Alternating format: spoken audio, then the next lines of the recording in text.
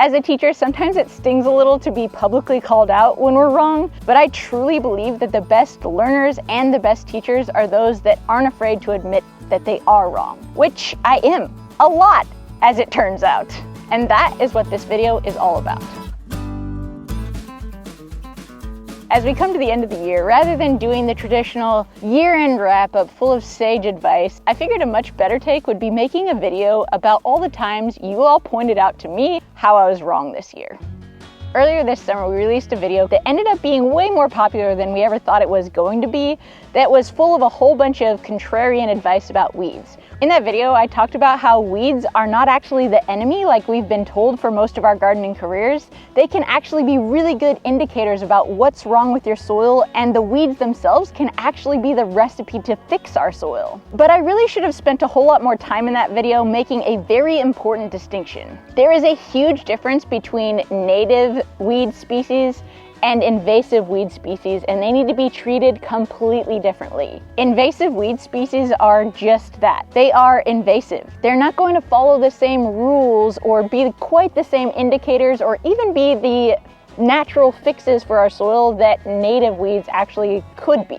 It's a whole lot more difficult to get rid of invasive weed species through natural practices, but it's not impossible. We have a couple invasive species here that have been especially problematic, and I've really had to get out the big guns when it comes to dealing with them.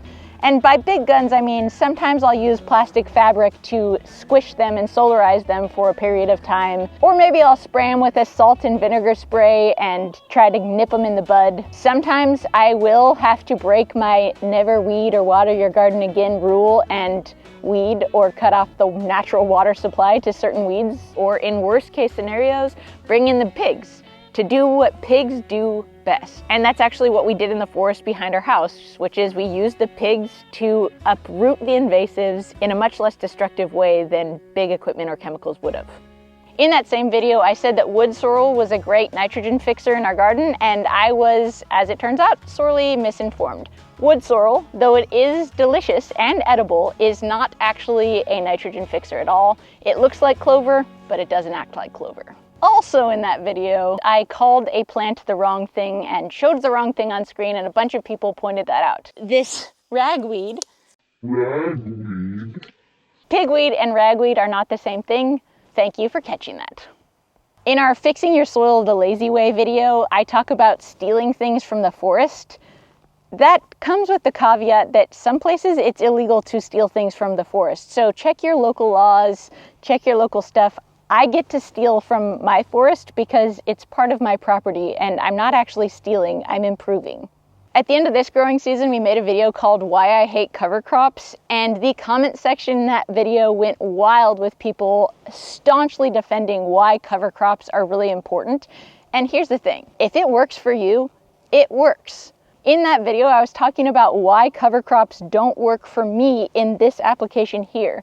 But there are tons of applications where cover crops can actually really serve the gardeners that want to use them. Something I could have been a whole lot more clear about is the fact that we don't have a super severe winter here. So we can't reliably count on frost kill to actually kill off our cover crop.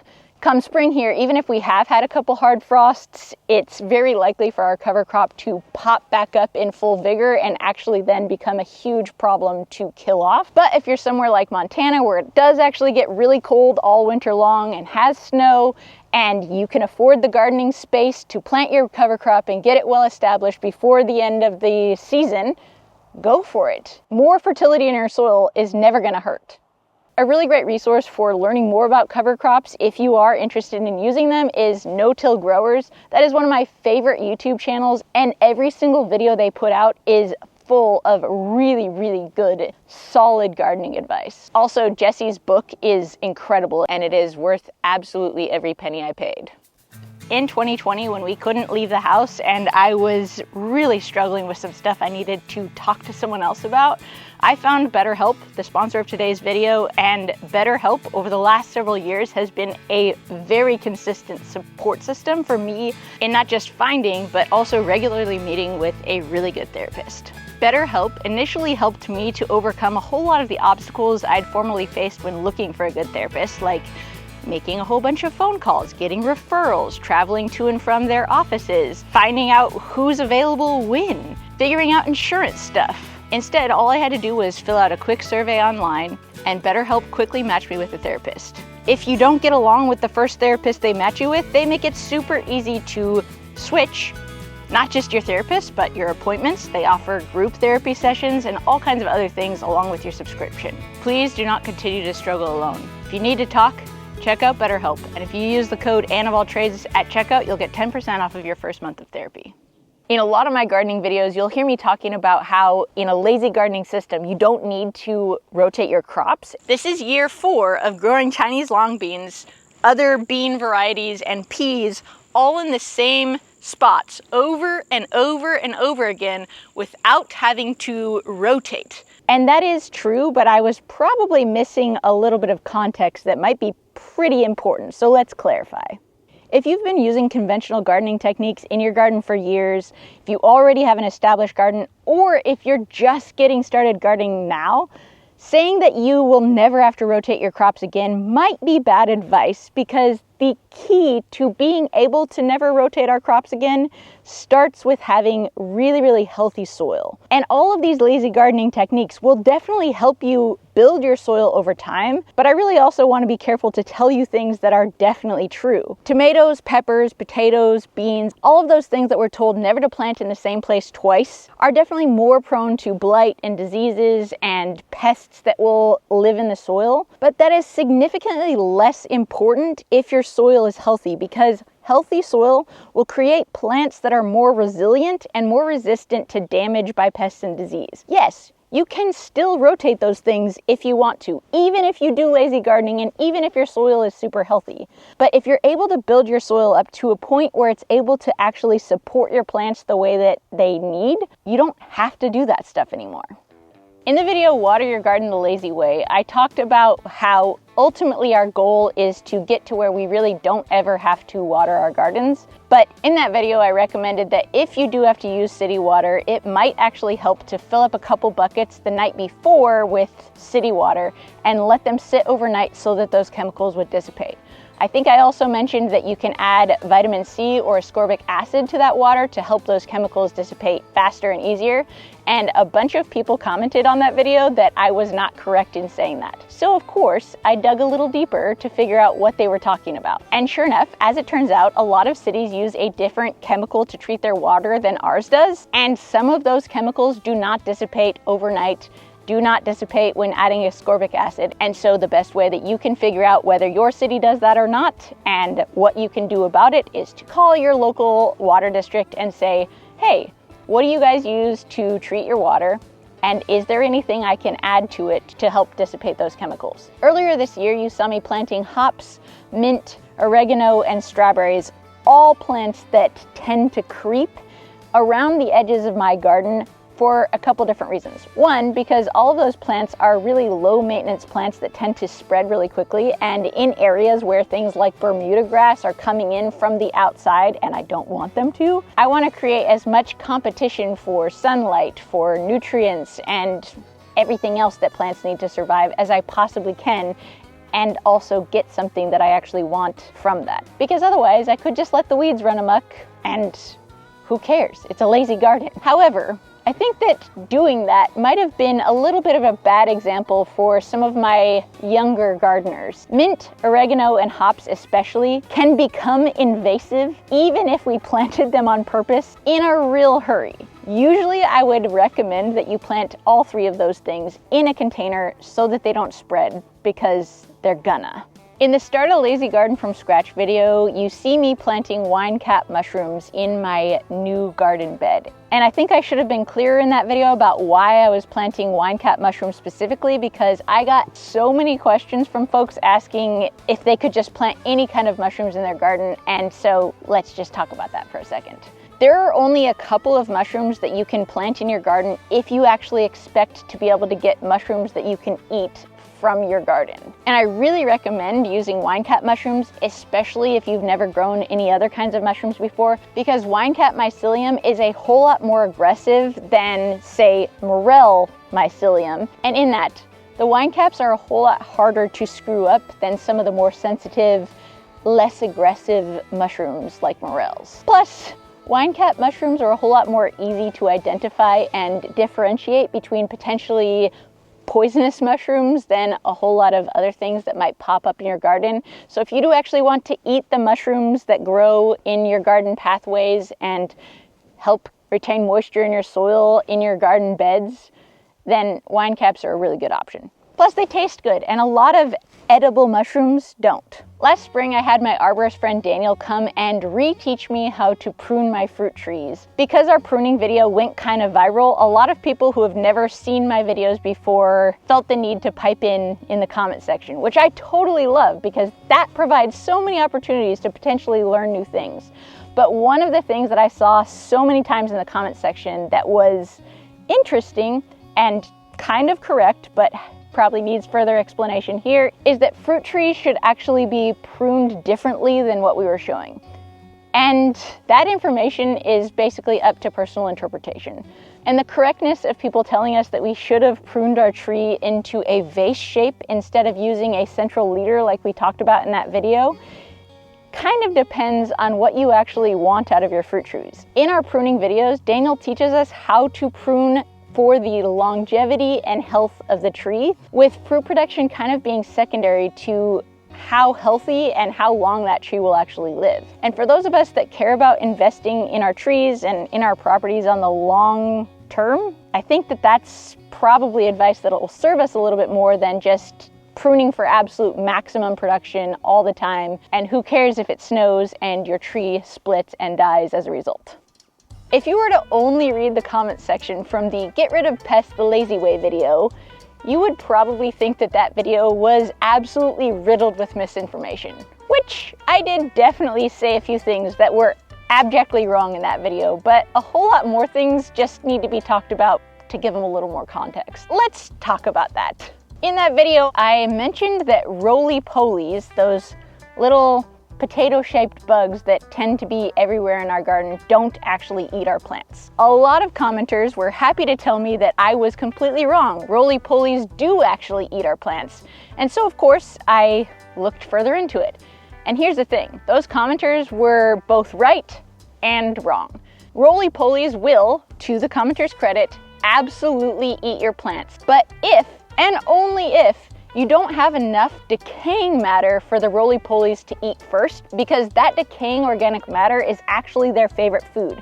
And if there's enough decaying organic matter for the roly-polies and a lot of other garden pests too, like termites and ants, to actually eat, then they will eat those things and stay away from your plants. And if we want our lazy gardens to actually work the way that we need them to work, we need to be providing all of those little pests tons of decaying organic matter to eat all the time so that they can actually help us decay it further, faster, which will ultimately result in way better soil. You never want to let your garden get to the point that the roly-polies and other pests like that don't have enough to eat, because that will also mean that you don't have enough mulch protecting the top layer of your soil from evaporation, nutrient loss, and all of the other good things that happen when we do have enough of those things. Something really cool I learned due to the comment section in that video was why exactly copper does work to repel slugs. Slugs have a little bit of a static charge in their body, and when they come into contact with copper, because they are also wet and copper conducts electricity really easily,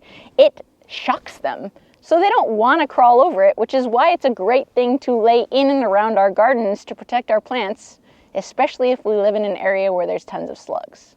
In that video, I also talked about using cheap, gross beer as a slug trap in that video, and I was specifically talking about Coors Light because we have an ongoing joke on this channel about Coors Light being gross. But as it happens, Coors Light is actually the best beer I've found for using as slug bait.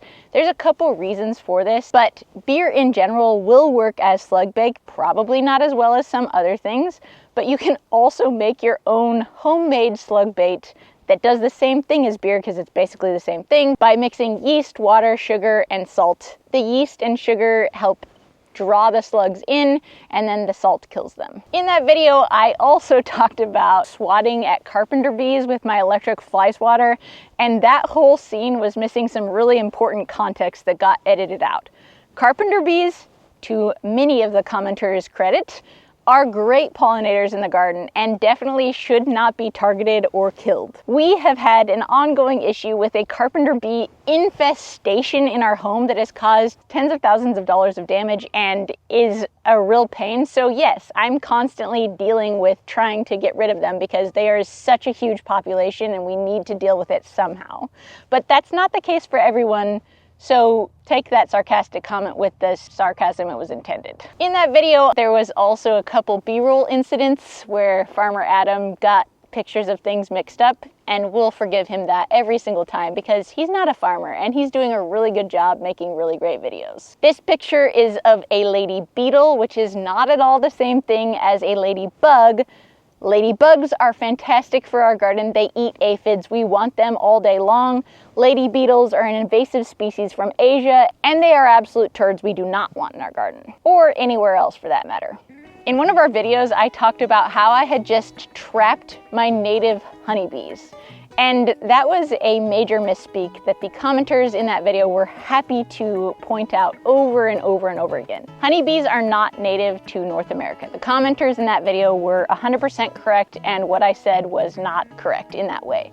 What I was intending to communicate, however, is that honeybees that have successfully survived the winter and have in the spring outgrown their colony and have swarmed are going to be a lot better adapted to whatever your immediate climate and food availability is than some other package of bees that you have shipped in from some other place. And in that, it's a lot cheaper to trap your own bees. They're gonna be better adjusted, and well, why wouldn't we want to try to trap local, not native, honeybees? I want to take a quick second to officially address a short that I made as a total joke, but went viral and has generated most of the negative comments that I've gotten on my channel over the last couple of years. Chard is disgusting. It's really pretty in photographs, and if you want to be an Instagram influencer, plant this crap everywhere. But if you plan on eating it, I hope you have a lot of salad dressing or something else, because this is gross. In response to all of the commenters saying that chard is delicious when you cook it in things like bacon grease and butter and garlic, of course it is. Bacon grease, garlic, and butter are all delicious, but if you have to put something in those things to make it edible, it's gross. So I stand by what I said. Growing up with learning disabilities, learning anything has always been a challenge for me, and it's made me really shy away from ever teaching anything, especially in the spotlight, because I really don't ever want to steer anyone wrong. But at the same time, learning anything and actually having that information solidified in our mind is best done by turning around and teaching that thing. And one of my favorite things about making the videos that I do and sharing them with you is that I get the opportunity to turn around and teach what I've learned, but also to keep learning right alongside you. So please, keep those comments coming. I am so excited about tackling this next gardening season together. Stick around. Cheers!